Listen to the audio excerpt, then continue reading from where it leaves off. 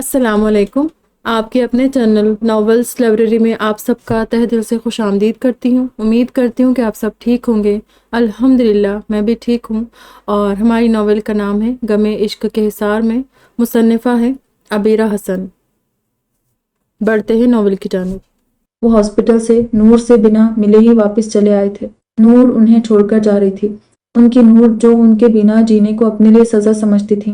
نام دمی اب اپنی مرضی سے اپنے ملک صاحب کو چھوڑنے کا، ان سے جدا ہونے کا فیصلہ کر چکی تھی۔ جبکہ اکم ملک تو جوانی میں بھی کبھی انہیں خود سے نہیں جانے دیتے تھے کہ آفس جاتے وقت نور کی من موہنی سی صورت کو دل میں بسا کر جاتے ہوئے ان کا دن اچھا گزرتا تھا، اور واپسی پر نور کی حشاش بشاش مسکراہٹ ارکم ملک کی دن بھر کی تھکاوٹ کو اتار دیتی تھی۔ سوائے ارتیزا کی پیدائش کے اس ایک ماہ کے ارکم ملک نے نور کو کبھی خود سے الگ نہیں ہونے دیا تھا، مگر اب نور ان کی ایک کوتاہی کے لیے خود انہیں چھوڑ کر جا رہی تھی، اور ارکم ملک کو سمجھ نہیں آ رہا تھا کہ وہ انہیں کیسے روکے۔ انہوں نے غلط کیا تھا، یہ وہ جانتے تھے، مگر کیا یہ ضرور تھا کہ رادیہ کی طرح نور بھی انہیں پہلی ہی غلطی پر قصوروار مانتے ہوئے سزا دے ڈالتی، اور سزا بھی کون سی؟ غم جدائی، جس کی اذیت وہ پچھلے 15 سالوں سے اٹھا رہے تھے۔ رادیہ نے بھی انہیں ان کے جرم کی سزا جدائی کی صورت دی تھی، انہیں اتنا ستایا، اتنا تڑپایا تھا کہ 15 سالوں سے وہ اپنی ہی لگائی اس اندیکھی آگ میں جل رہے تھے، جس سے خلاصی انہیں موت کے بعد ہی ملنی نصیب ہوتی۔ کہ رادیہ کے بعد اگر وہ جی رہے تھے تو بس اپنی زندگی جڑے رشتوں کے لیے، اپنی بیویوں، اپنے بچوں کے لیے، اپنے پاپا کے لیے، ورنہ ان کی اصل زندگی تو رادیہ کے ساتھ ہی ختم ہو چکی تھی۔ اب تو وہ انہی رشتوں کے لیے اپنی اس زبردستی کی زندگی کو بامشکل تمام گھسیٹ رہے تھے۔ ان کی مایوس بے رنگ زندگی میں شہرینہ اور نور دو ایسی ہستیاں تھیں جن کے لیے وہ نہ چاہتے ہوئے بھی مسکراتے تھے۔ شہرینہ اور نور دونوں ارکم ملک کی ڈگمگاتی زندگی کو سہارا دینے والے دو ستونوں کا نام تھا، مگر اب ان کی نور ان سے ناراض ہو کر انہیں چھوڑ کر جا رہی تھی، تو پھر کیسے وہ خود کو بیلنس رکھ پاتے؟ ہاسپٹل سے گھر تک کا 1 گھنٹے کا راستہ بس نور کو سوچتے ہوئے ہی کٹا تھا، یعنی وہ تقریباً 1 گھنٹے سے پیدل چل رہے تھے۔ تھکاوٹ جسم میں سرایت کرنے کے ساتھ دل تک پہنچ چکی تھی، دماغ کو جکڑ چکی تھی، روح پر قابض ہو گئی تھی۔ وہ واقعی تھکن سے چور ہو گئے تھے۔ تبھی گھر پہنچنے کے بعد وہ مرے مرے بوجھل قدموں سے چلتے اپنے روم میں چلے آئے تھے اور بیڈ پر ڈھہ گئے تھے۔ حسر تکیے پر رکھ کر آنکھیں موندتے ہی ان کی آنکھوں سے آنسو ٹوٹ ٹوٹ کر گرتے ہوئے تکیے میں جذب ہونے لگے تھے۔ یہ سوچیں دماغ کی شریانوں کو جکڑے ہوئے تھی، اسی لیے سر درد سے پھٹ رہا تھا، ٹانگیں دکھ رہی تھی، شدید تھکا وت جیسے انہیں اب ہلنے بھی نہیں دے رہی تھی۔ انہیں نہیں پتا کہ یوں ہی لیٹے لیٹے کب ان کی آنکھ لگ گئی تھی۔ بھی ہرے بھرے میٹھے چشموں سے سجے اس باغ میں سفید براق آسمان پر اڑتے رنگ برنگے پرندوں اور سترنگی روشنیوں سے سجے قوس قزح کے عین نیچے وہ حیران پریشان سے کھڑے تھے۔ سمجھ نہیں آ رہا تھا کہ وہ کہاں تھے، نہ جانے کون سی جگہ تھی۔ یہاں تو ہوائیں بھی رقص کر رہی تھی، پیر جھوم رہے تھے، یا چاروں طرف بکھرے پھول کھلکھلا رہے تھے۔ قوس قزح سے سجا آسمان جیسے رنگوں کے ساتھ خوشبو کی برسات کر رہا تھا۔ وہ سر اٹھا کر آسمان کو دیکھنے کے ساتھ دل ہی دل میں اس عجیب و غریب جگہ کے بارے میں سوچتے ہوئے آگے بڑھنے لگے تھے۔ پھر اچانک وہ ایک سفید شیشے کی بنی پتلی سی روش پر آ پہنچے تھے کہ جو اس چہچہاتے باغ میں شیشے کی طرح چمکتی ہری گھاس کے فرش پر بنی تھی اور فرش کو 2 حصوں میں بانٹ رہی تھی۔ وہ لمبی سی شیشے کی روش سیدھی جاتے ہوئے ایک چمکیلے سنہرے دروازے پر رک رہی تھی۔ وہ حیرت سے چاروں طرف دیکھتے ہوئے اس روش کو پار کر کے اس بڑے سے سنہری دروازے کے سامنے جا پہنچے تھے۔ یہ پھر ان کے ہاتھ رکھتے ہی دروازہ کھلا تھا اور پھر ان پر رنگوں اور خوشبوؤں کی برسات سی ہونے لگی تھی۔ روشنی اتنی تیز کہ ان کی آنکھیں چندیانے لگی تھی، رنگ اتنے چمکدار کہ وہ سرتاپا ان سترنگی رنگوں میں نہا گئے تھے۔ وہ دھیرے دھیرے اندازے سے آگے بڑھ رہے تھے، کیونکہ آس پاس کا منظر بالکل واضح نہیں تھا، بس چاروں اطراف چمکدار روشنیاں تھی، رنگ تھے، اس کے سوا دھوئے کے مرگولے چاروں طرف کے منظر کو ڈھانکے ہوئے تھے۔ رنگوں اور روشنی کی تیز چمک کے سوا کچھ بھی دکھائی نہیں دے رہا تھا۔ انہیں چلتے چلتے خاصی دیر ہو گئی تھی، تبھی وہ چلتے چلتے تھک کر اسی جگہ بیٹھ گئے تھے جہاں وہ ایک لمحے کو سانس لینے رکے تھے۔ اکم، کیا بات ہے؟ اتنے افسردہ کیوں ہیں؟ ان کے پاس اچانک سے رادیہ کی آواز ابھری تھی اور انہوں نے چونک کر اپنے پاس دیکھا تھا۔ سفید دوپٹے کے حالے میں وہ رادیہ ہی تھی، جو ان کے بالکل پاس بیٹھی تھی اور اس قدر خوبصورت لگ رہی تھی کہ ارکم ملک کی آنکھیں ان کے حسن کی تابناکی کو دیکھ کر پھٹی کی پھٹی رہ گئی تھی۔ رادیہ، ارکم ملک نے بے آواز ان کو پکارا تھا۔ رادیہ ان کو دیکھ کر دھیرے سے مسکرائی تھی اور محبت سے اپنے ایک ہاتھ سے ان کے چہرے کو دائیں طرف سے تھام لیا تھا۔ ارکم ملک بس ششدر سے انہیں دیکھتے جا رہے تھے اور بولی نہ اتنے افسردہ کیوں ہیں، کیوں اتنے پریشان ہیں؟ رادیہ نے اس بار مسکرا کر ارکم ملک کے سر کو کندھے پر رکھ لیا تھا۔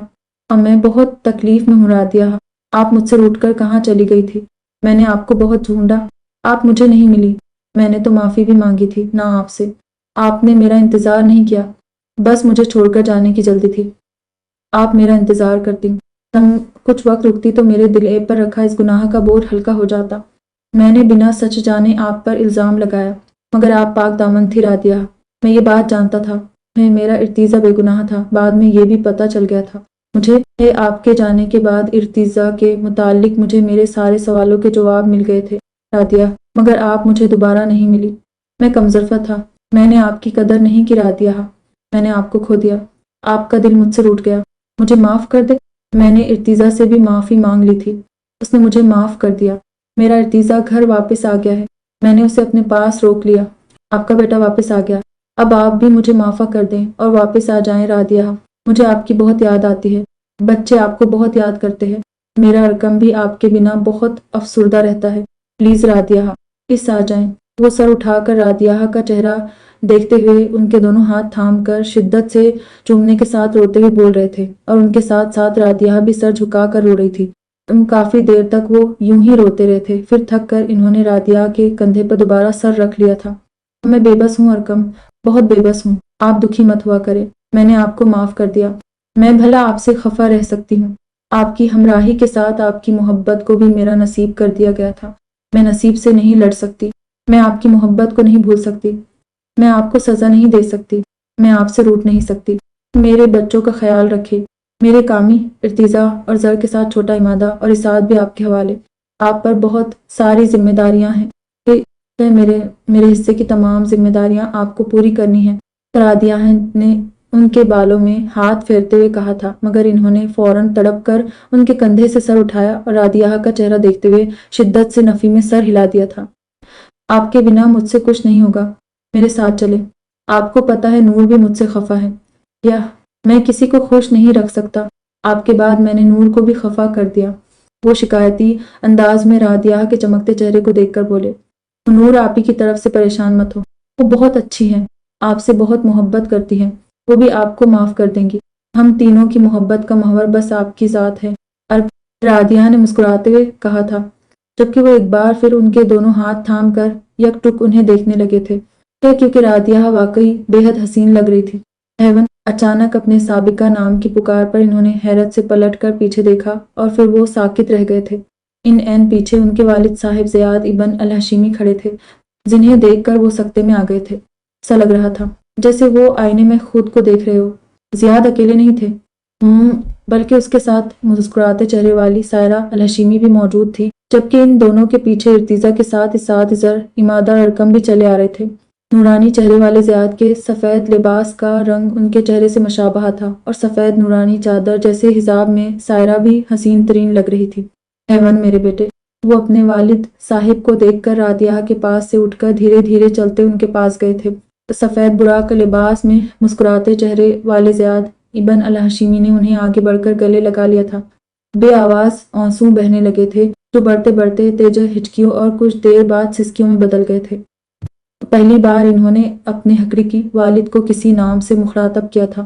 زلد زیادہ ابن الہشیمی انہیں اپنے ساتھ بھینچے ان کے سر کو بار بار چوم رہے تھے۔ جب آنسوؤں کا سلسلہ دونوں طرف سے ذرا تھما تو انہوں نے اپنی آنکھیں صاف کرتے ہوئے بیٹے کو خود سے الگ کیا تھا اور مسکرا کر انہوں نے پیچھے پلٹ کر دیکھا تھا۔ پھر سب سے آگے کھڑے ارتیزہ کا ہاتھ تھام کر اپنی طرف کھینچتے ہوئے انہوں نے اس کو بھی گلے لگا کر اس کی پیشانی چومی تھی۔ ایون میرے پوتے کے ساتھ میرے خاندان کی برسوں پرانی میراث جڑی ہے، یہ ہمارے لیے بہت خاص ہے، اس کے ذریعے تم ایک بار پھر اپنے خاندان سے جڑ جاؤ گے، اس کو اب خود سے دور مت کرنا، یہ تمہارے لیے بہت مبارک ہے، اس کو ہمیشہ اپنے ساتھ رکھنا، میری دعائیں تمہارے ساتھ ہیں، تم میرے وارث ہو، میرے بچے اور تمہارے بعد میرے یہ پوتے ہمارے خاندان کے وارث ہیں، میرے خاندان کے اثاثے اب تمہاری ذمہ داری ہے، ان کا خیال رکھنا، افسردہ مت ہوا کرو، ہم تمہاری تکلیف پر خود بھی تڑپتے ہیں، ماں باپ کو تکلیف مت دو ہیون۔ زیادہ ابن الہشیمی نے دوبارہ ان کی پیشانی چومتے ہوئے نم آنکھوں سے کہا، جبکہ وہ انہیں دیکھنے میں اتنے محو تھے کہ بولنا بھی بھول گئے تھے۔ ان کے دیکھتے ہی دیکھتے سائرہ نے بھی باقی پوتوں کا ہاتھ تھام کر باری باری ان پانچوں کی پیشانی چومتے ہوئے اپنے پوتوں کو ان کے پاس کھڑا کیا تھا۔ امادہ اور اسعاد کو انہوں نے اپنے ساتھ لگا لیا تھا۔ اجبی بلہن، میرے بیٹے، کیوں پریشان ہوتے ہو؟ ہم تمہاری وجہ سے بہت تکلیف محسوس کرتے ہیں۔ اتنا مت رویا کرو، مایوس مت ہوا کرو، اس کی رضا پر راضی ہو جاؤ۔ ہماری زندگی کے تمام فیصلے میرے رب کی رضا سے ہوتے ہیں۔ تم غم نہ کیا کرو، وہ دینے پر قادر ہے تو لینا بھی اس کے اختیار میں ہے۔ اس نے تم سے اگر کچھ چھینا ہے تو اس سے بڑھ کر عطا کیا ہے۔ میرے یہ 5 بچے تمہارے ہر درد کا مداوا ہیں، تمہارے والد کے خاندان کے وارث ہیں۔ یہ تمہارے ہر غم کو خوشی میں بدل دیں گے۔ ان کے بابرکت کردم اور تابناک نصیبوں کے اجالے تمہاری زندگی کے سارے اندھیروں کو دور کر دیں گے۔ ان کو اپنے خاندان سے جوڑ کر رکھنا۔ میرے بچے تمہارے حوالے، ان کا خیال رکھنا ہیمن۔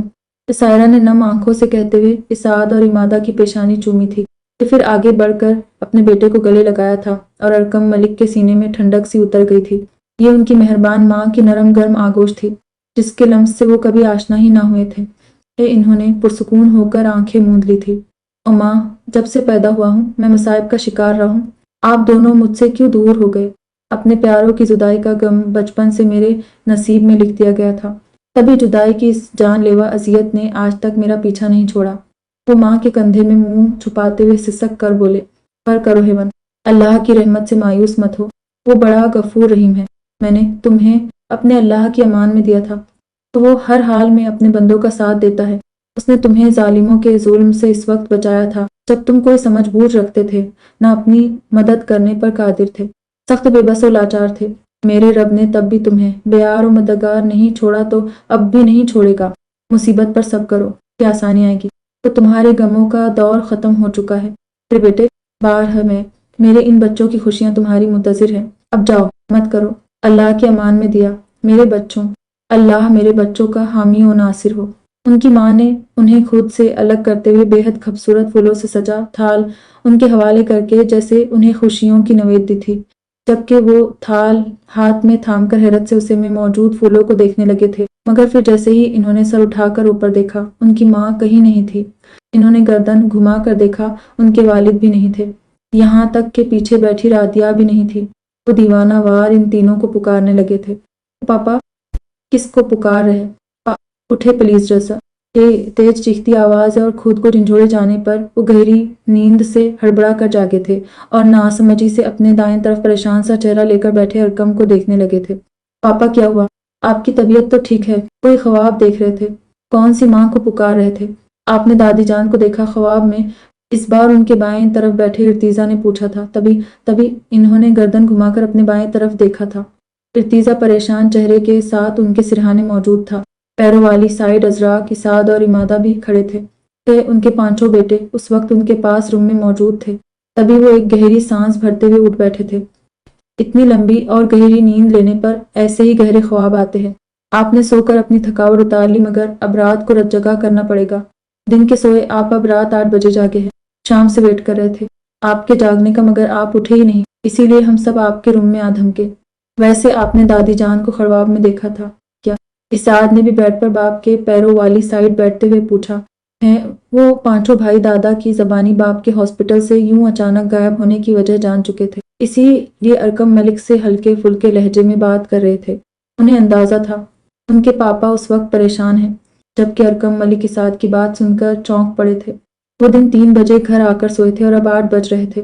اسعاد صحیح کہہ رہا تھا، اب رات کو انہیں نیند نہیں آنے والی تھی، لیکن پھر وہ ہاسپٹل میں نور کے پاس رکنے کا سوچ کر مطمئن ہو گئے تھے۔ ان کے پیروں میں بیٹھے اسعاد نے باپ کے دکھتے پنجوں کو دبانا شروع کر دیا تھا۔ تبھی ایک سکون سا ان کی رگ وپے میں سرایت کر گیا تھا اور انہوں نے محبت پاش نگاہوں سے اسعاد کو دیکھتے ہوئے بیٹھ کر آؤ سے ٹیک لگا لی تھی۔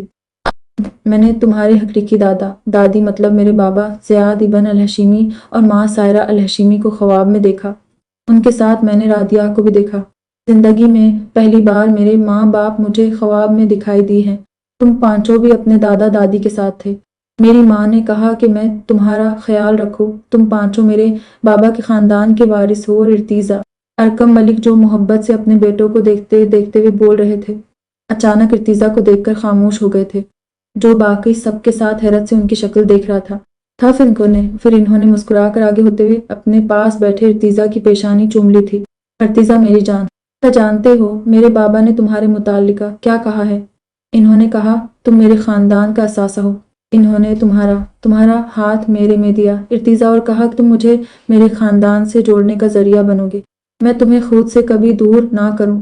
तुम मेरे लिए बहुत मुबारक हो और तुम्हें मेरे खानदान की मीरास मिली है। कहाँ? मुझे नहीं पता वो किस मीरास के बारे में कह रहे थे, मगर तुम पांचों को देखकर वो दोनों बहुत खुश थे। उनके साथ साथ मैंने रादिया को भी देखा। रादिया ने मुझे माफ कर दिया, जिसके बाद मेरे दिल एब पर रखा सालों पुराना बोझ उतर गया। मैंने अपने माँ बाप को पहली बार खुद से बात करते हुए ख्वाब में देखा है, मगर रादिया के जाने के बाद उन्हें भी मैंने पहली मर्तबा ख्वाब में देखा है। यहाँ तक कि जब तुम गांव चले गए थे और मैं तुम्हारे और रादिया के लिए रोता था, परेशान हो अफसुर्दा रहता था, पर तब भी मुझे कभी इन तीनों में से कोई ख्वाब में दिखाई नहीं दिया। अम्मी जान और दादी जान अक्सर दिखाई देती थी, मगर आज मैंने अपने माँ बाप के साथ रादिया को भी पहली बार देखा। और हाँ, अरकम मलिक इर्तिजा के चेहरे के घर दोनों हाथ रखे मगन से बोलते जा रहे थे, मगर आपके वालिदैन तो अरबिक थे, इन्होंने आपसे बात कैसे की है? क्या उन्हें उर्दू आती है या वो आपसे अरबी में बात कर रहे थे? अरकम ने सवालिया नजरों से बाप को देखते हुए पूछा। भैया सब हो न सब, आजाद बात या जबान के बंधन बस दुनिया के लिए है। जान, जिंदगी की कैसे आजाद होते हैं, ये बंधन भी टूट जाते हैं। फिर कोई फर्क नहीं पड़ता कि आप कौन सी जबान के बोलने वाले हैं, किस कौम से ताल्लुक रखते हैं। वैसे मेरे बाबा और माँ को उर्दू आती थी, ये मुझे मेरी ख्वाला मतलब तुम लोगों की नानी ने बताया था। अलिया बल्कि अरकम मलिक ने मुस्कुराते हुए बेटे को बताया था, जो उनकी बात सुनकर हैरत से इस बात में सर हिलाने लगा था। तो बाकी सब भी हैरान से बाप को देख रहे थे, मगर अरकम मलिक की चमकती निगाहें एक बार फिर इर्तिजा पर टिक गई थी और फिर इन्होंने इर्तिजा को अपने सीने से लगाते हुए दोबारा उसकी पेशानी चूम ली थी। तो तुम्हारे दादा दादी ने तुम्हें मेरे लिए मुबारक बताया है इर्तिजा, तुम अब कहीं मत जाना, वरना खुशियां एक बार फिर से मुझसे रूठ जाएंगी। मेरी माँ ने मुझे खुशियों की नवेद दी है। इन्होंने तुम पांचों को मेरे लिए खुशियों का पैगंबर बताया है। मैं सोने से पहले नूर के लिए बहुत परेशान था, मगर मेरी माँ ने कहा कि गमों का दौर गुजर गया है, अब खुशियां मेरी मुंतजिर है। इन्होंने कहा है कि ये कड़ा वक्त भी जल्द गुजर जाएगा। अरकम मलिक ने बेटे के तेज चमकते सफेद रंग और गोल्डन और सफेद पलकों के पीछे चमकती महरून पुतलियों वाली आंखों में बगौर देखते हुए कहा। काश घड़ी, जबकि इर्तिजा हैरत भरी नजरों से हनूज बाप को देख रहा था, मगर उसने उनसे कुछ नहीं पूछा था। खुदा सच नॉट फेयर पापा, मतलब अब आपके साथ साथ हमारे दादा जान दादी ने भी सारी इम्पोर्टेंस भाई को दे दी। हम चारों तो भाई के सामने जीरो हैं। दम, अजराक ने मुंह बिनाते हुए कदरे हल्के फुल्के लहजे में कहा, और अरकम मलिक ने मुस्कुराते हुए अपने पास बैठे अरकम को बाजू के हल्के में लेते हुए अपने पैरों की तरफ बैठे इसाद और शिकायत करते अजराक को इशारे से अपने पास बुलाकर बारी बारी ना सिर्फ तीनों को गले लगाया था, बल्कि उनकी पेशानी को भी इर्तिजा की तरह ही चूमा था। तो तुम मेरे इर्तिजा से मत चलो सर, वो पूरे 15 साल बाद मेरे पास वापस आया है। अपने बेटे के लिए मेरे दिल में जो प्यार बचपन से छिपा है, उसे जाहिर करने का मौका मुझे अब मिला है। उसीलिए मैं इससे 13 साला इर्तिजा की तरह ही प्यार करता हूँ। मैं तुम्हें लफ्जों में नहीं बता सकता कि मैं अपने इर्तिजा को सामने देखकर किस कदर सुकून महसूस करता हूँ। पहले मेरा बेटा बस तस्वुर में मेरे पास होता था, मगर अब हकीकत में ये मेरे सामने है। अब भी कभी कभी मुझे इस बात पर यकीन नहीं आता। तुम सब मेरे लिए खास हो, मेरे दिल में धड़कनों की तरह बसते हो। हाँ, बस बड़े और छोटे होने के नाते तुम पांचों से मेरा प्यार जताने का अंदाज अलग है। वो कनखियों से बेड की पावंती की तरफ खड़े इमादा को देखते हुए बोले, जो लटके हुए चेहरे के साथ एक तरफ खामोशी से खड़ा बाप को भाइयों के साथ प्यार करते हुए देख रहा था। इसके चेहरे पर फैले गमजदा तासुरात उसकी सख्त नदामत को जाहिर कर रहे थे, जबकि अजराक भी बाप की बात सुनकर मुस्कुराते हुए उनके सिरहाने अरकम के पास ही टिक गया था। वैसे तुम सब लोग घर क्यों आ गए? हॉस्पिटल में तुम्हारी माँ के पास कौन रुका हुआ है? अब उनकी तबीयत कैसी है? तुम लोग आ ही गए हो तो अब आराम करना, मेरी नींद पूरी हो चुकी है। मैं नूर के पास जा रहा हूँ। बात छोड़ो जी, रात को मैं ही हॉस्पिटल में भी रुक जाऊंगा, इन्होंने बारी बारी सबको देखते हुए कहा और अपनी जगह से उठने लगे थे। नो पापा, रिलैक्स बैठे आप। मम्मा जान माशाअल्लाह ठीक हैं और उनके पास हम में से किसी को ठहरने की जरूरत ही नहीं, क्योंकि हॉस्पिटल में तिल धरने की जगह नहीं है। रही वहां रुकने की बात, तो वहां आज फफो जान और अम्मी जान के साथ जारून रुकेगा। इशाल ने मम्मा जान के एक्सीडेंट का सुनते ही सब तरफ फोन खड़का दिया। दादा जान ने हमें तो मना कर दिया था, मगर हमसे पहले ही इशाल ने घर से हॉस्पिटल के लिए निकलते वक्त जारून को कॉल कर दिया था। तो वो लोग गांव पहुंचे ही थे कि फिर वापसी के लिए निकल खड़े हुए। बस जैब रुक गया है। कान खगी क्योंकि उसके साथ इलियास अंकल की फैमिली भी थी, तो उन्हें उनके गांव छोड़कर वो हवेली चला गया है। हालांकि वो भी आ रहा था, मगर फूफा जान ने उसे दोबारा जोरीन की वजह से आने के लिए मना कर दिया और फिर इशाल मैडम ने मजीद दूसरा कारनामा भी सरंजाम दे दिया। वो ये कि मम्मा जान का फ़ोन भी उनके रूम में था, जो इशाल ने उठाकर अपने पास रख लिया था। इस पर मम्मा जान की कज़न की गांव से कॉल आई थी। इशाल ने उन्हें भी एक्सीडेंट के बारे में बता दिया। नतीजतन हॉस्पिटल में अम्मी जान, दादा जान, अफफो, फूफा जान, जारून, अफा के चाचा जी और इसकी दादी के सिवा आलियान भाई और मम्मा जान की ददियाल, मतलब उनके कजिन का आधा खानदान जमा है। डॉक्टर रज़े रहम हो रहे थे, मगर हमने बहुत मुश्किल से उन्हें समझाया है। फिर डॉक्टर रज़े को चुप करवाने के लिए दादा जान का नाम भी काफ़ी था, इसीलिए इशाल की मेहरबानी से हम लोग भी यहाँ आ गए। जर ने तफसील से बीवी का कारनामा बाप को बताया, जिसे सुनकर अरकुम मलिक इस बात में सर हिलाकर मुस्कुराने लगे थे। तो नूर की तबीयत का सुनकर उनके दिल को एक गुना सुकून का एहसास हुआ था। साथ ही उनकी कजिन का सुनकर भी उन्हें तसल्ली मिली थी, क्योंकि अब नूर काफ़ी हद तक बेहल जाती है। यहाँ मेरी बुराई हो रही है, मगर पहले आप लोग चाय ले ले, फिर बुराई कंटिन्यू कीजिएगा। इशाल की आवाज़ पर अरकम मलिक ने चौंक कर उसे देखा और फिर मुस्कुराने लगे थे। तब वो मज़े से बोलती हुई चाय की ट्राली घसेटते अंदर चली आई थी। अब मेरे सामने कोई मेरी बेटी की बुराई करना तो दूर सोच भी नहीं सकता, तो बस तुम्हारी कॉलिंग पर बात हो रही थी। अरकम मलिक ने मुस्कुराते हुए भांजी को सफाई दी थी। ऐस आपने जो कारनामा किया है, बस उसी पर इजहार ख्याल कर रहे थे। अरकम ने चाय के मग और साथ में सबके लिए प्लेटों में चीज़ें सैंडविच रखती इशाल को छेड़ा था। अब मेरे मामू जान और भैया मेरी बुराई कभी कर ही नहीं सकते, ये मैं पूरे यकीन से कह सकती हूँ। बाकी लोगों की गारंटी नहीं है।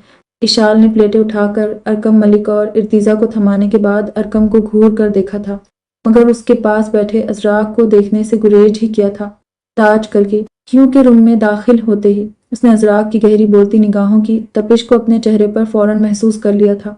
बदतमीज शख्स सबकी मौजूदगी में भी टिकटिकी बांधे मजे से उसे ही घूर रहा था। वो मुंह बिनाते हुए सोच कर रह गई थी, जबकि डार्क पिंक कलर के सूट में डार्क मेहंदी से सजे हाथों के साथ सबको चाय सर्व करती इशाल उस वक्त इतनी खूबसूरत लग रही थी कि अजराक का दिल पहलू में जोर जोर से फड़फड़ाने लगा था। इशाल ने अभी शायद नहा कर चेंज किया था और ये कलर उसकी गोरी रंगत पर मजीद हसीन लग रहा था। सुबह तो परेशानी और घबराहट में वो बीवी समेत सब भोला हुआ था, मगर अब खुलते गुलाब जैसी इशाल को देखकर वो मबहूत होकर रह गया था। वो बिल्कुल ठीक कहा ऐशो बच्चे, मैं और पापा तुम्हारी बुराई का सोच भी नहीं सकते। वो तो ये मॉडल और किंग दोनों अपने अपने ख्यालात बयान कर रहे थे। इर्तिजा ने शरारत से मुस्कुराकर अजराक को छेड़ा था, जो भाई की बात सुनकर मुस्कुराहट छुपाते हुए जोर और शोर से नफी में सर हिलाने लगा था। खुदा को माने भाई, मैंने कब कुछ कहा? भाभी आपके मियाँ ही आपकी बुराई कर रहे थे, उनको लगता है आप कारनामे अंजाम देती है। अरकम ने अजराक को घूरती इशाल को भटकाने की कोशिश की थी, जो सबको चाय और सैंडविच पकड़ा कर बस अजराक की प्लेट थामे बैठ की पावंती की तरफ खड़ी थी। इमादा ने खुद ही कुछ भी खाने से मना कर दिया था। मार सुख है, और मैं ये कारनामा अंजाम नहीं देती तो फिर सब शिकायतें करते, बल्कि अम्मा बाबा तो सख्त नाराज होकर बाद में यहाँ आते भी नहीं। आप लोगों को बाद में सबकी नाराजगी से बचाया है। मैंने क्यों भैया? इशाल ने मुंहों बिनाकर कहते हुए शिकायती नजर जर पर डाली थी, लेकिन अजराक की निगाहें खुद पर फोकस देखकर उसने नामहसूस अंदाज में नफी में सर हिलाकर उसे लगे हाथ मना भी कर डाला था, मगर अजराक की ढिठाई शायद उरूज पर थी। तभी उसने मुस्कुराते हुए अंगूठे और शहादत की उंगली को बाहम मिलाकर इशाल को अच्छा लगने का खफीफ सा इशारा किया था, और सबके बीच उसकी बेतुकी तारीफ पर इशाल सटपटा कर रह गई थी। और उसने अजराक को आंखें दिखाते हुए फिर से मना किया था, मगर अजराक की निगाहों से छलकती वालहाना लपक पर इशाल ने फौरन इससे निगाह चुरा ली थी। वो अब शौहर की बेबाकी पर इससे खफा होने लगी थी। तो बिल्कुल ठीक, मैंने दादा जान से यही कहा था कि अम्मा और बाबा को तो बता दें, वरना वो बहुत खफा हो जाएंगे, मगर इन्होंने कहा कि वो सबको खुद हैंडल कर लेंगे। खैर तुमने बिल्कुल ठीक किया ऐशो बच्चे। इर्तिजा ने भी इस बात में सर हिलाते हुए बहन का साथ दिया था। इस साथ ये चायलू आगे ट्रांसफर करो। शदीद नाराजगी का इजहार करते हुए उसने अजराक की प्लेट इसाद को थमा दी थी। और भाई एक बार फिर वो उसे देखना नहीं चाहती थी कि अजराक की वो मखनातीसी निगाहें उसे अपने सहर में भी जकड़ रही थी। काफी दे दे।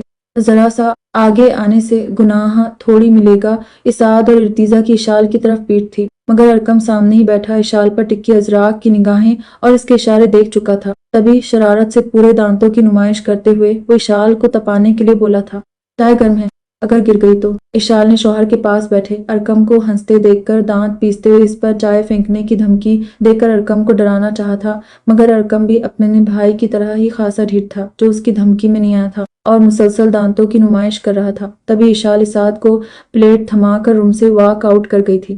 اب لگ گئی، اب آپ روم میں ہیلمٹ پہن کر جائے گا، ارقم نے ازراق کے کان میں سرگوشی کی تھی۔ اور مجھ سے کچھ نہیں کہے گی؟ ازراق نے اسعاد سے کپ لیتے ہوئے مزے سے مسکرا کر چائے کا سپ لیا تھا۔ ویسے یہ تابعداری ہے یارو؟ ارقم اس بار بھائی کا کندھے سے کندھا ٹکراتے ہوئے دوستانہ لہجے میں پوچھا، مگر ازراق کے گردن موڑ کر ایک خطرناک گھوری سے نوازنے کی دیر تھی کہ ارقم فوراً شرافت کے جامے میں واپس لوٹ گیا تھا، جبکہ ارتیزہ خاموش بیٹھے ارقم ملک کی طرف دیکھنے لگا تھا، جو امادہ کو دیکھ کر اپنی مسکراہٹ چھپا رہے تھے۔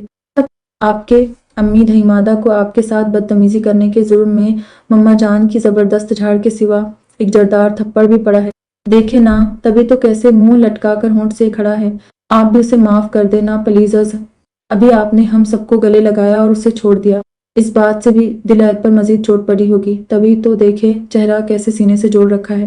ارتیزہ سے بھائی کا اترا چہرہ دیکھا نہیں گیا تھا، تبھی اس نے باپ کی طرف جھکتے ہوئے سرگوشیانہ انداز میں امادہ کی پیروی کر دی تھی اور ارقم ملک اس کی بات سن کر مزید کھل کر مسکرانے لگے تھے۔ واقعی امادہ اپنی پوری گردن لٹکائے چہرہ سینے سے تقریباً ملا کر کھڑا تھا، وہ اس کے معصومانہ انداز پر قربان ہی ہونے لگے تھے۔ امی ادھر آؤ، وہاں اکیلے کیوں کھڑے ہو؟ میرے پاس آؤ میری جان، یا آپ بھی پاپا سے ناراض ہو؟ ارقم ملک کی آوازیں سنتے ہی امادہ جو کب سے خود کو کنٹرول کے بامشکل سب سے اپنے آنسو چھپائے کھڑا تھا، جو چٹکے سے گردن اٹھا کر باپ کو دیکھنے لگا تھا اور ارقم ملک کی آنکھوں سے چھلکتی محبت اور کھلی باہوں کو دیکھ کر وہ خود پر لگے سارے بند توڑ کر باقاعدہ پورا منہ کھول کر روتے ہوئے دوڑتے قدموں سے ان کے پاس آیا تھا اور ان کی کھلی باہوں میں کچھ اس طرح سمایا تھا کہ اس کے جسم کا اپری حصہ ارقم ملک پر گرا تھا اور ٹانگیں اسعاد کی گود میں جا پڑی تھی۔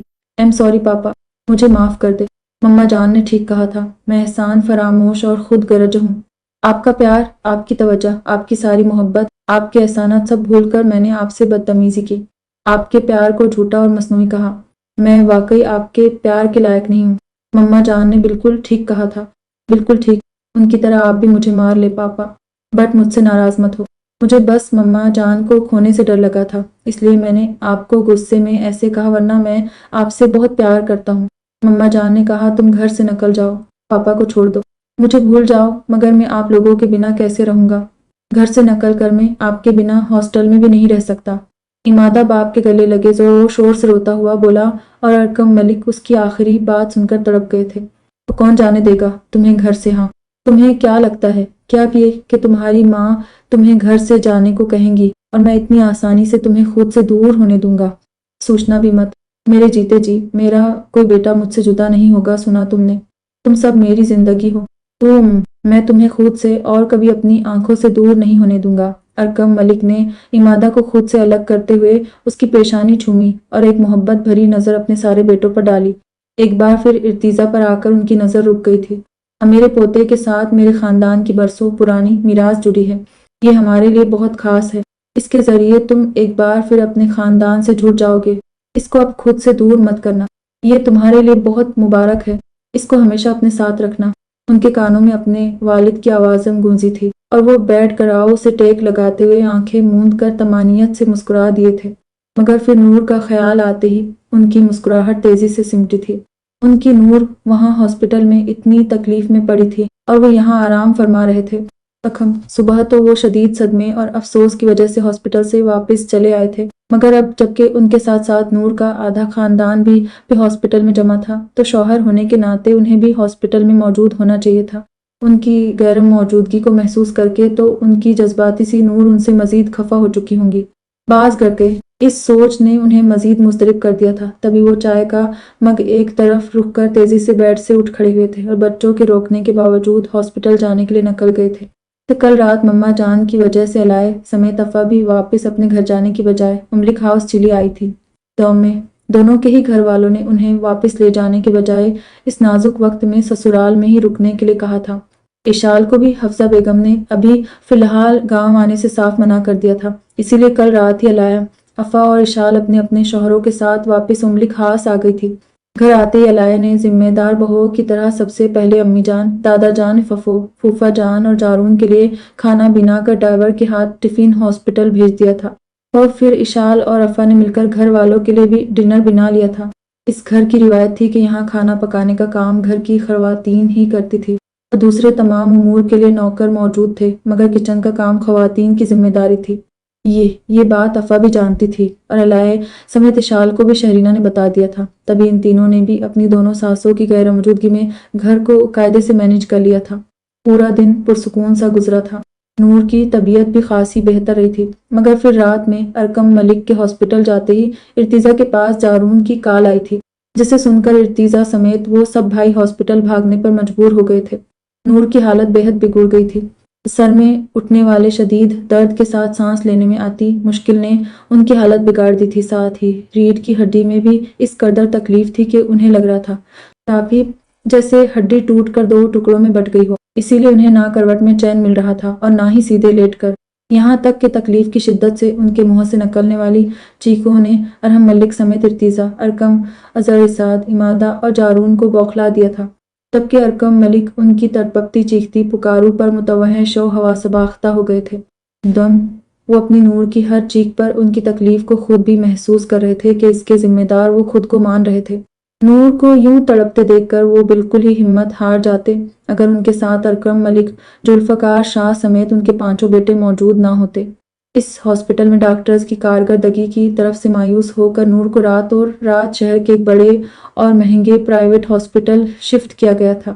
ارکم ملک بیوی کو دیکھ دیکھ کر غم سے پاگل ہونے لگے تھے، مگر ارتیزہ مسلسل باپ کا سہارا بنا انہیں سنبھال رہا تھا۔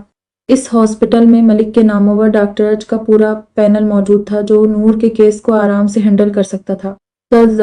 ارکم ملک کو جو تھوڑا سا سکون خواب میں ماں باپ کو دیکھ کر ملا تھا، وہ نور کی بگڑتی حالت کے ساتھ ہی رخصت ہو گیا تھا، تبھی وہ ہاسپٹل میں بھی پوری رات حالت عبادت میں رہے تھے۔ ارتیزہ سمیت وہ پانچوں بھائی ذوالفقار شاہ، جارون اور ارحم ملک نور کی وجہ سے رات بھر سخت پریشان رہے تھے۔ وہ سب رات کو گھر بھی نہیں جا سکے تھے، بس حفصہ بیگم اور شہرینہ کو گھر بھیج دیا گیا تھا، اور پھر صبح تک ارکم ملک سمیت سب کی دعائیں رنگ لے آئی تھی، تبھی نور کی حالت کافی سنبھل گئی تھی۔ انہیں ICU میں ہی رکھا گیا تھا، مگر ان کی کنڈیشن کافی حد تک بیلنس ہو چکی تھی۔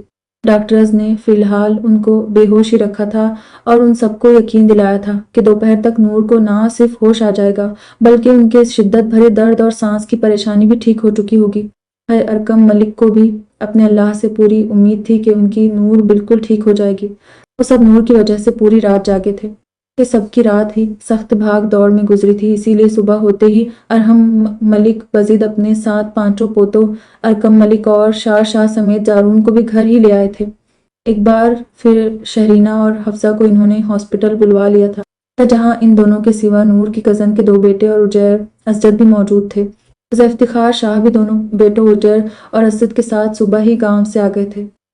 ہاسپٹل سے گھر آتے ہی ارتیزہ سمیت باقی بھائی ارکم ملک، ارحم ملک، ذوالفقار شاہ اور جارون لوگ کچھ دیر کے لیے سونے چلے گئے تھے۔ ملک ہاس سے ابھی ساری شادی والے مہمان ہی رخصت ہوئے تھے کہ نور کے ایکسیڈنٹ کی وجہ سے ایک مرتبہ پھر گھر پر مہمانوں کی آمد کا سلسلہ شروع ہو گیا تھا۔ یہ دوسرا دن تھا جب شہرینہ اور نور کی غیر موجودگی میں گھر کا پورا نظام علاء، افا اور اشال نہ صرف سنبھال رہی تھی بلکہ وہ گھر والوں کے ساتھ مہمانوں کو بھی بخوبی ہینڈل کر رہی تھی۔ اشال نے شہرینہ اور حفصہ بیگم کو ناشتدان کروا کر ہاسپٹل روانہ کیا تھا، پھر اس کے بعد ہاسپٹل سے آنے والے نانا، باپ، بھائی، شوہر اور اپنے دیوروں کو بھی اسی نے ناشتہ دان وغیرہ دیا تھا۔ اس کے بعد اس نے جلدی جلدی نور کے رشتہ داروں کو بھی خود ہی ہینڈل کر لیا تھا، جبکہ علایا اور افا دن کے کھانے کی تیاریوں میں لگ گئی تھیں۔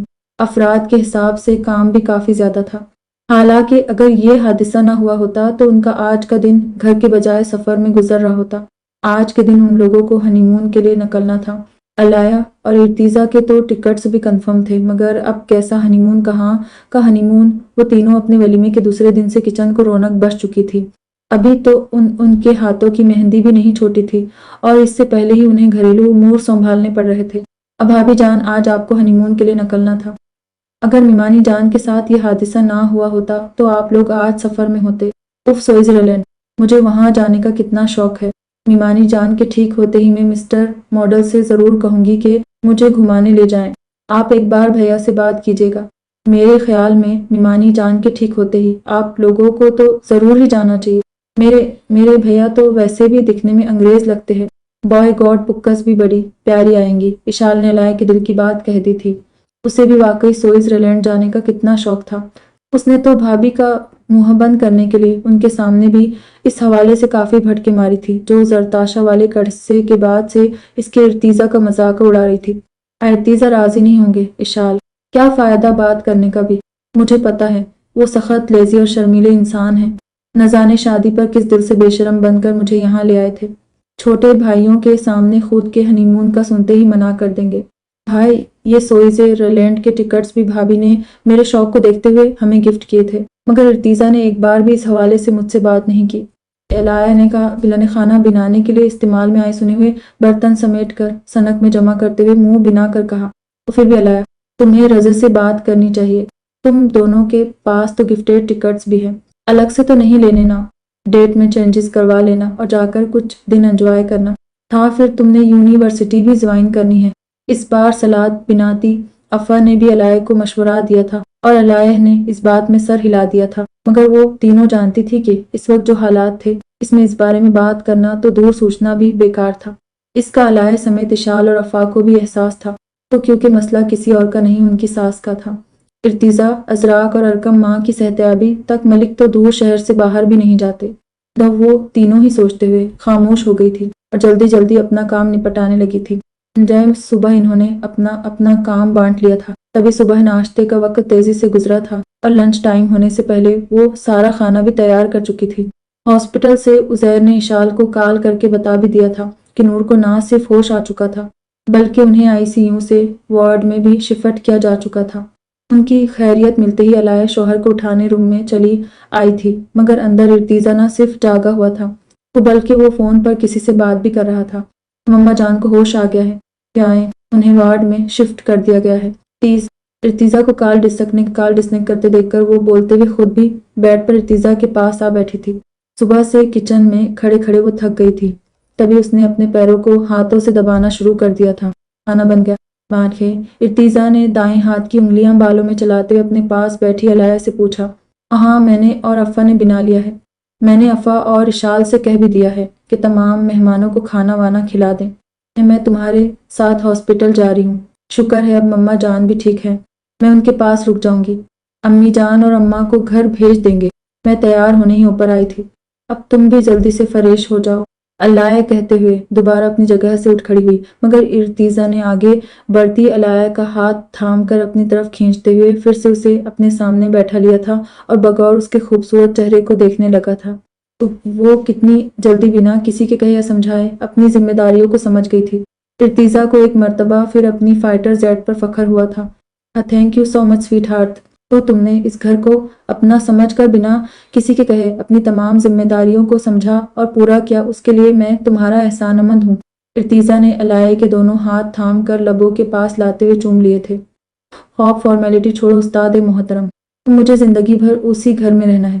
صدق ہے، مجھے پتا ہے کہ تمہاری بیوی ہونے کے ناطے میری ذمہ داریاں بھی زیادہ ہیں، یہ بات کسی کو سمجھانے یا بتانے کی ضرورت نہیں ہے، اسی لیے میرے ساتھ فارمل مت ہوا کرو۔ اب جلدی سے تیار ہو جاؤ، میں بھی چینج کر رہی ہوں۔ جب وہ خود کو مسکراتی نظروں سے تکتے ارتیزہ کی آنکھوں میں دیکھتے ہوئے بولی اور پلٹ کر چینج کرنے چلی گئی تھی۔ ارتیزہ بھی باتھ روم کی طرف بڑھ گیا تھا، پھر وہ تیار ہو کر باہر بھی آ گئی تھی اور روم میں آتے ہی اس کے فون پر صحابیہ کی کال آ گئی تھی۔ صحابیہ نور کی خیریت دریافت کر رہی تھی۔ اسے اپنے بابا سے پتا چلا تھا کہ نور کا ایکسیڈنٹ ہو گیا ہے۔ الائے نے تھوڑی دیر صحابیہ سے بات کی تھی کہ تبھی ایک مہمان بچی نیچے سے اشال کا بلاوا لے کر اس کے پاس چلی آئی تھی اور وہ اپنا پرس اٹھا کر نیچے چلی گئی تھی۔ اشال نے ہاسپٹل میں موجود نور کے بھتیجوں عجیر، اسد، شہرینہ اور حفصہ بیگم کے کھانے کا ٹفن الائے کو تھما دیا تھا۔ الائے ٹفن رکھنے باہر ارتیزہ کی گاڑی تک گئی تھی کہ گاڑی سے ٹیک لگا کر کھڑے سارین کو دیکھ کر اس کے چہرے کے نقوش تن گئے تھے۔ سارین بھی الائے کو دیکھ کر سیدھا کھڑا ہو گیا تھا۔ وہ یہاں ارتیزہ کے کال کرنے پر اس سے اپنے کام کے متعلق کچھ ڈسکس کرنے آیا تھا۔ यहाँ इर्तिजा भाई का वेट कर रहा था। उसने गाड़ी में टिफिन रख दी, अलाया को देखकर जैसे अपनी मौजूदगी की वजाहत दी थी। ये जबकि येलो और पिंक कंट्रास्ट के हिजाब के साथ मैचिंग सूट में अलाया हमेशा की तरह हसीन तरीन लग रही थी। तो मैं क्या करूं? मुझे क्यों बता रहे हो? तुम उनका यहाँ वेट करो या मीनार पाकिस्तान पर लटक कर इंतजार करो, मुझे इससे क्या लेना देना?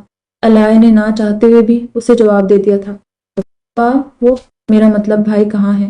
मैंने उनको कॉल किया था बट इन्होंने कॉल पिक नहीं की, इसीलिए मैं बाहर ही रुक गया। सारिन ने दोबारा वजाहत दी थी। वो आ भी गए तो मेरे साथ हॉस्पिटल जाएंगे, किसी काम पर नहीं, इसलिए जितनी जल्दी हो सके यहाँ से भाग लूं। अलाया ने सारिन को घूरते हुए तड़क कर कहा था। उन्हें कहीं जाना नहीं, बस उनसे कुछ डिस्कस करना है। आप रहने दे, मैं उनको कॉल कर लेता हूँ। सारिन ने अलाया की घूरती निगाहों के जवाब में कहा था कि तभी नक्सक से तैयार खुशबू में बसा फरेश चेहरे के साथ इर्तिजा भी पूर टैको में चला आया था। लाइट ब्लायू शर्ट और डार्क ब्लायू जीन्से पर दिन की वजह से आंखों पर अपने अपने स्टाइलिश गोगल्स लगाए वो इस कदर शानदार लग रहा था कि इसके पास खड़ी अलाया को बेख्तियार उस शख्स की हमराही में खुद पर फख्र हुआ था। अस्सलाम वालेकुम भाई, वो मैं कह रहा था कि आप पहले मेरी बात सुन ले, इधर आकर। और सारीन बोलने ही लगा था कि तभी अलाया ने सपटने वाले अंदाज में इर्तिजा का बायां हाथ कोहनी की तरफ से थामते हुए उसे अपनी तरफ खींचा था। इस वक्त तुम कहीं नहीं जाओगे, मेरे साथ चलो। पहले मम्मा जान के पास हमारा जाना जरूरी है, तुम्हारा काम नहीं। अलाया ने बाकायदा इर्तिजा की कोहनी को अपने दोनों बाजुओं में कस कर जकड़ते हुए कहा था। इर्तिजा ने आंखों से गोगल्स हटाते हुए हैरत से अलाया का लाड देखा था, जबकि सारीन ने सटपटा कर निगाह चुराते हुए अपना रुख भी दूसरी तरफ मोड़ लिया था।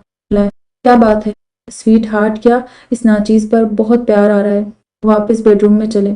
इर्तिजा ने झुककर अलाया के कान में शरारत से सरगोशी करते हुए और फैलना शुरू कर दिया था। ठहर गई और सीधी तरह खड़े रहो उस्ताद मोहतरम, ज्यादा फैलने की जरूरत नहीं है, बस इस लक्कड़ भगे को यहाँ से भगाओ और जल्दी हॉस्पिटल चलो। अलाया ने इर्तिजा की खुश फहमी को अपने हील वाले जूते के नीचे फौरन कुचल दिया था। तुम हाथ छोड़ोगी तभी तो भगाऊंगा, इससे बात करने दो मुझे पहले, फिर चलते हैं। इर्तिजा ने मुंह बिनाते हुए कहा और अलाया ने नफी में सर हिला दिया था। कहो तो तुम ही तो कहते हो कि कभी प्यार नहीं जताती, अब जता रही हूँ तो तुम्हें अच्छा नहीं लग रहा? हाँ, अलाया ने इर्तिजा को इसका शिकवा याद दिलाया था और इर्तिजा को समझ आ गया था कि मोहब्बत के ये मुजाहरे इस लक्कड़ भगे को यहाँ से भगाने के लिए किए जा रहे थे। तभी उसने एक गहरी सांस भरते हुए सामने खड़े सारीन को आवाज दी थी। सारीन ने एक मर्तबा फिर इर्तिजा की तरफ रुख कर लिया था, मगर इस बार गलती से भी उसने ऊपर देखने की कोशिश नहीं की थी, जबकि अलाया की वजह से इर्तिजा ने कोड वर्ड में सारीन को वो काम भी समझा दिया था तो जिसके लिए उसने सारीन को अर्जेंटली बुलाया था। फिर सारीन के जाते ही अलाया इर्तिजा के साथ उसकी गाड़ी में आ बैठी थी। इर्तिजा का हाथ आजाद हो चुका था। क्या हुआ? मोहब्बत खत्म हो गई? शायद इर्तिजा ने गाड़ी स्टार्ट करते हुए उसे जानबूझकर छेड़ा था। वो तो मरते दम तक खत्म नहीं होगी। तुम ये बताओ कि मम्मा जान के ठीक होने के बाद हम घूमने कहाँ जाएंगे? तो तुम्हें याद होगा आज हमें हनीमून के लिए निकलना था, हमारे टिकट्स भी कंफर्म हैं, तो तुम डेट आगे बढ़ावा लो, मगर हम स्विट्जरलैंड जरूर जाएंगे, मेरा बहुत दिल चाहता है वहां जाने को। अलाया ने अपनी उंगली में मौजूद इर्तिजा की दी हुई रिंग को घुमाते हुए एक्साइटेड से अंदाजे में कहा, तो मगर इर्तिजा की स्पाट आवाज ने इसके जोश को जाग की तरह बैठा दिया था। और मुझे यहाँ बहुत काम है अलाया, तुम जानती हो मैं शादी के चक्कर में 2-3 हफ्तों से अपने काम पर फोकस नहीं कर पा रहा हूँ। बाबा के बिजनेस का तो पूरा बर्डन ही मुझ पर है। यहाँ तो फिर भी पापा जर और अब छोटा भी काम संभालने लायक हो गया है, मगर फैसलाबाद में मेरे साथ बस जारून होता है और वो भी अब वहाँ मौजूद नहीं है। अरसलान से अकेले कुछ भी हैंडल नहीं हो रहा। अभी बेडरूम में इसी से बात कर रहा था। मुझे 1-2 दिन में फैसलाबाद जाना पड़ेगा। इर्तिजा ने शर्ट की पॉकेट में रखा अपना स्पेशल गागल दोबारा से पहनते हुए अलाया के सामने अपनी मजबूरी का रोना रो दिया था और इसकी बात सुनते ही अलाया का खुशी से चमकता चेहरा तन गया था। और मतलब तुमने मुझसे शादी करके जो कारनामा अंजाम दिया है, बस तुम्हारी जिम्मेदारी वहीं तक थी, आगे के चौचलों के लिए अब तुम्हारे पास वक्त नहीं है। अलाया का किस बुरी तरह मूड ऑफ हुआ था उसका अंदाजा उसकी टोन से लगाया जा सकता था। इर्तिजा ने गर्दन घुमाकर खुद को घूरती अलाया को देखा था। गलत मत समझो अलाया, मजबूरी है, कुछ दिन रुक जाओ, फिर मैं तुम्हें खुद लेकर चलूंगा। इर्तिजा ने स्टेयरिंग घुमाते हुए नरमी से उसे समझाना चाहा था, मगर एक दुनिया जानती थी जब अलाया का दिमाग खराब होता था उसकी जबान भी दिमाग के साथ खराब हो जाती थी। और कुछ दिन मतलब कितने दिन? 30 दिन, 60 दिन निवेदन या 365 दिन, या फिर वो कुछ दिन इमादा की शादी के बाद तक भी नहीं आएंगे। अभी मम्मा जान हॉस्पिटल में पड़ी है तो तुम्हें वक्त नहीं मिल पा रहा है, तो तुम्हारे बिजनेस का नुकसान हो रहा है। कल को फिर से हजारों मजबूरियां आ खड़ी होंगी। शायद देवा है उस्ताद ए मोहतरम, कुछ दिन गुजरने के बाद तक भी तुम ऐसे ही मुझे लारे देते रहोगे, मगर एक बात अच्छी तरह समझ लो कि मम्मा जान के ठीक होते ही यानी अगले हफ्ते तक तुम मुझे घुमाने लेकर चलोगे। मुल्क से बाहर नहीं तो नॉर्दर्न एरियाज ही सही, मगर लेकर चलो। जाते सभी जाते हैं इसीलिए मैं भी जाऊंगी, वो हठधर्मी से बोलते हुए इर्तिजा का गागल उतार कर खुद पहनकर देखने लगी थी, जबकि इर्तिजा ने एक बार फिर तासुफा से उसे देखा था। और फिलहाल पॉसिबल नहीं है अला, नेक्स्ट वीक तक मुझे शायद सर खुजाने की भी फुर्सत ना मिले। खिदमत करो, बस इस महीने रुक जाओ। ये हफ्ता हमारे पास फ्री था, मगर इसमें मम्मा जान की वजह से मसला हो गया। मैंने सोचा था कि हम नेक्स्ट वीक तक वापस आ जाएंगे और फिर मैं अपने काम पर फोकस कर सकूंगा, मगर सब गड़बड़ हो गई। लाओ मेरा गागल वापस करो, ये रोशनी मेरी आंखों में चुभ रही है। इर्तिजा ने अलाया को दोबारा से समझाने के साथ हाथ बढ़ाकर अपना चश्मा इससे लेना चाहा था, मगर अलाया का दिमाग वाकई घूम गया था। ये ख्याल ही उसे गुस्सा दिला रहा था कि अब फिर भाभी को मजाक उड़ाने के लिए एक नया मौजू मिल जाएगा। हालांकि बात इतनी बड़ी नहीं थी, तो वो ठंडे दिमाग से सोचती तो जिस तरह के हालात थे उनमें ये कोई ऐसा बड़ा मसला नहीं था। ये तो मियाँ बीवी के दरमियान बाहमी अंडरस्टैंडिंग का मामला था। उनके रिश्ते में मोहब्बत मौजूद थी, वो एक साथ थे, एक दूसरे के साथ थे। इससे ज्यादा और कोई चीज मैटर नहीं करती थी, मगर अलाया को इस वक्त ये बात समझ नहीं आ रही थी। अच्छा है ना, अंदाजा होगा तुम्हें कि इस वक्त तुम्हारे लफ्ज़ भी मेरे दिल पर ऐसे ही छप रहे हैं। मैं सब समझती हूँ, तुम यूं ही बहाने कर करके पूरा वक्त निकाल दोगे। क्या मैं तुम्हें जानती नहीं? तुम जहर भाई और अरकम से लेकर जारून भैया और जैब तक के लिए सब कुछ अपने आप अरेंज करोगे, मगर अपने लिए कुछ नहीं करोगे। जिम्मेदार जो हो, मगर मैं इतनी भी फर्माबरदार और जिम्मेदार नहीं हूँ। मुझे अगले हफ्ते तुम्हारे साथ घूमने जाना है, बस। वाजिब। अलाया पर न जाने क्यों ये फजूल की जिद सवार हो गई थी, जो उस वक्त इर्तिजा को वाकई गुस्से झुंझलाहट में मुब्तला कर रही थी। अब क्या हो गया है तुम्हें अलाया, कि क्यों एक चीज के पीछे पड़ गई हो? हनीमून लगा ली है। अभी तुम खुद कह रही थी कि मेरी बीवी होने के नाते तुम्हें अपनी जिम्मेदारियां पता है। मैं सबसे बड़ा हूँ और छोटे भाइयों की मौजूदगी में मुझे ये सब चोंचले जैब नहीं देते। आप ही ने भी बिलावजह का ये सरदर्द साथ लगा दिया, वरना मैं बिल्कुल उसके हक में नहीं था। आई एम ट्रू इन्होंने। ये तुम्हारी ख्वाहिश को देखते ही क्या होगा। तभी मैंने तुमसे कह दिया ना कि वक्त नकाल कर ले चलूंगा। तुम्हें शहर से बाहर बस उसी को हनीमून समझ लेना, मगर अभी कुछ दिन रुक जाओ। या फिर ज्यादा शौक है घूमने का तो तुम जहाँ जाना चाहो मुझे बता दो, मैं तुम्हारी टिकट्स करवा देता हूँ। जाओ अकेली घूमने निकल पड़ो। मैं वाकई उस वक्त कहीं नहीं जा रहा। पहले तो एक लम्हे को सोच भी रहा था, अब तो बिल्कुल नहीं जाऊंगा। वो अलाया के हाथ से अपना गागल छीन कर भड़कते हुए बोला। हॉस्पिटल भी आ गया था, तभी उसने गाड़ी को एक तरफ रोकते हुए अपना गागल दोबारा आंखों पर चढ़ा लिया था। ये उसका वही गागल था जो स्पेशली अल्बिनो लोग यूज करते थे। इससे उसे धूप की चकाचौंध में आंखें खुली रखने में मसला नहीं होता था। और उतरो भी या अंदर ही बैठी रहोगी? इर्तिजा खुद गाड़ी से बाहर निकल गया था, मगर अलाया अपनी जगह ढीठ बनी अब भी बैठी थी। तभी वो ब्रह्मी से बोलता उसकी तरफ आया था और एक झटके से गाड़ी का दरवाजा खोलकर फाड़ खाने वाले लहजे में बोला था। अंदर बैठी अलाया ने इसकी भड़कती आवाज पर गर्दन घुमाकर सपाट नजरों से उसे देखा था। मुझे तुमसे यही उम्मीद थी। इर्तिजा मलिक, ठीक है, मगर अब तुम भी अच्छी तरह एक बात अपने दिमाग में बैठा लो। तुम अपने काम, अपनी जिम्मेदारियां, अपना बड़ापन निभाओ और मुझे भूल जाओ। आज से बल्कि अभी से मेरे करीब आना या मुझे छूने की कोशिश करना तो दूर ऐसा सोचना भी मत, वरना तुम्हारा मुंह तोड़ दूंगी। और अगर तुम्हें कुछ नहीं कह सकी तो अपने हाथ पैर जरूर तोड़ डालूंगी। तुम मुझे जानते हो, इसीलिए अपने दिमाग में इस बात को लिख लेना, सोच लेना अलाया अकेले घूमने निकल गई है और तुम यहाँ तन्हा और अकेले हो। अब चलो चल कर जिम्मेदारियां निभाते हैं। हाँ, वो गाड़ी का दरवाजा खोलकर बाहर निकल आई थी और शशदर खड़े इर्तिजा के हैरत से खुले मुंह को नजरअंदाज करती हुई आगे बढ़ती चली गई थी।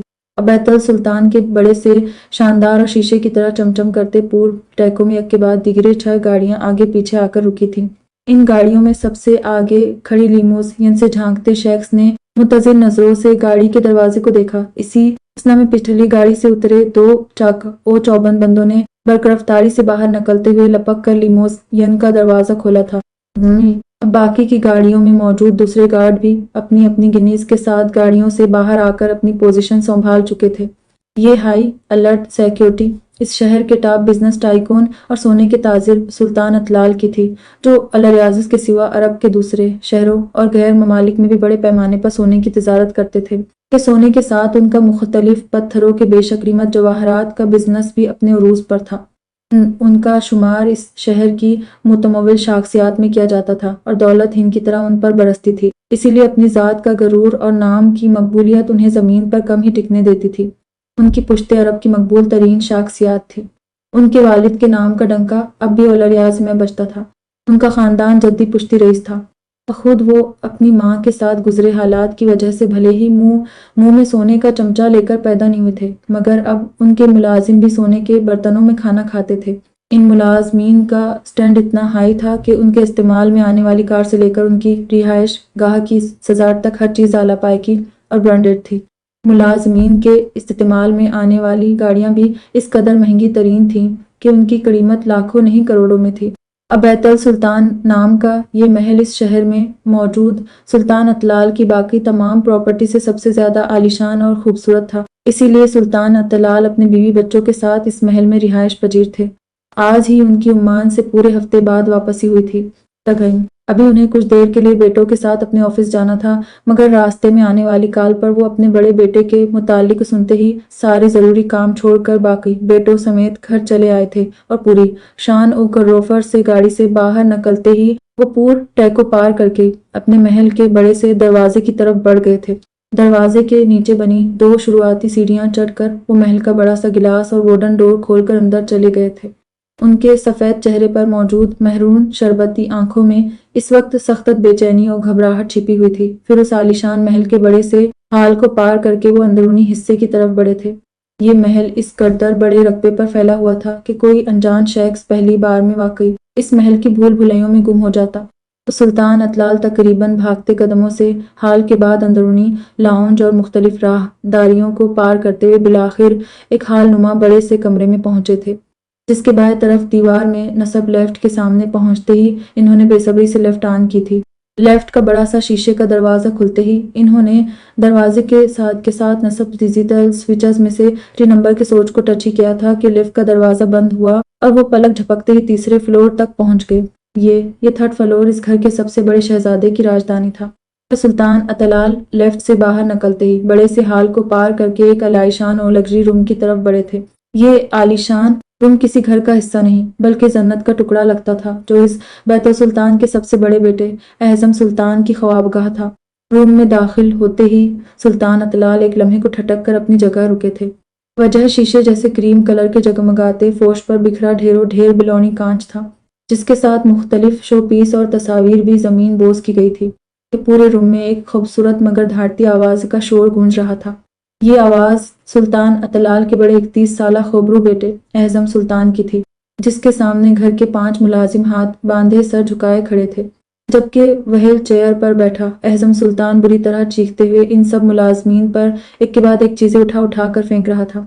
सनमक हरामो, तुम्हें यहाँ मेरी खदमत के लिए मामूर किया गया है या बाबा से मेरी शिकायतें करने के लिए? तुम्हें क्या लगता है कि इस खबीस तारिक को मारने के जुर्म में बाबा मुझे सजा देंगे? तो ये भूल है तुम्हारी। वो मुझे कुछ नहीं कहेंगे, समझे तुम लोग? वो जोर से धाड़ते हुए बोला। तभी सुल्तान अतलाल तेजी से आगे बढ़े थे और उनको सामने देखकर वो ऐसे चुप हुआ था जैसे जोर और शोर से चलता कोई खिलौना चाबी खत्म होने के बाद अचानक रुक कर हरकत करना बंद कर देता है। वो भी बेहिस हो हरकत बैठा बाप का चेहरा देखने लगा था। तो सुल्तान अतलाल के कदम भी बेटे को अपनी तरफ मुतवज्जा देखकर सुस्त पड़ गए थे। वो धीरे धीरे चलते उसके सामने जा खड़े हुए थे।